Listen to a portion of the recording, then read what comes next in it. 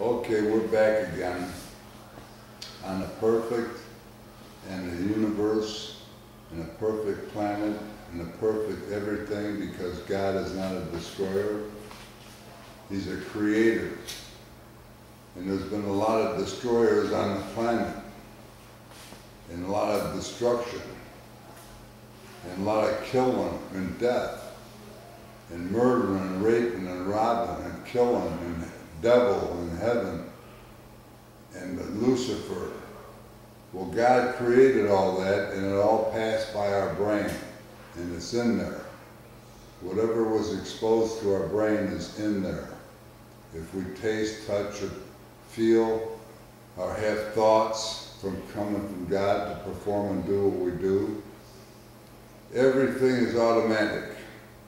Everything is perfect. The planet never ran out of a drop of water. It changed dimensions. Hot, cold, and loop for the shower, solids, liquids, and gases for snow. And Washington's getting snowed in. But everything's perfect. God created it that way. And money is like a disease.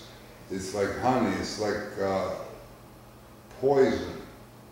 It's like glue.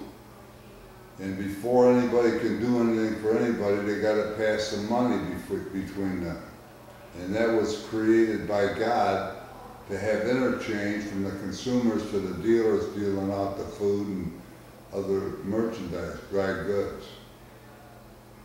So the money's made out of increments of gold and silver and all the paperworks, and everything's documented in our lives, and it's slowing everything down. Now we're right where we're supposed to be at all times since our molecule hit our planet. But we're all here wherever we are at all times, 100% pure perfect, wherever we are since the molecule dropped from daddy to mama's belly and the fallopian tube and the embryo and the fetus and the baby. And there's 7.5 billion of us molecules on the planet now, and we're going through our vehicles like we're going through the fallopian tube on all the highways and byways. And God created it that way. And there's nothing wrong with nothing except your gifts of life and all the blessings you get. You never know what you're going to go through, whether it's witch doctor, dentist, or whatever. And every pill and every capsule you pop is perfect at the time you're popping it. I smoked a little doobie after I was so depressed for 8 months. And I was icicle like Antarctica. And I wanted to do away with myself because I didn't like what doctors did to my pacemaker and my broken ankle. And my belly button was cut. And I got scars all over me. And I was sacrificed just like Jesus, and I was miserable, and I wanted to kill myself, and I took a bunch of pills. She'll get it. And I took a bunch of pills, and I was depressed and tired after I took all these pills. And the next day I smoked a little piece of herb in a tinfoil pipe, and I smoked the whole bowl.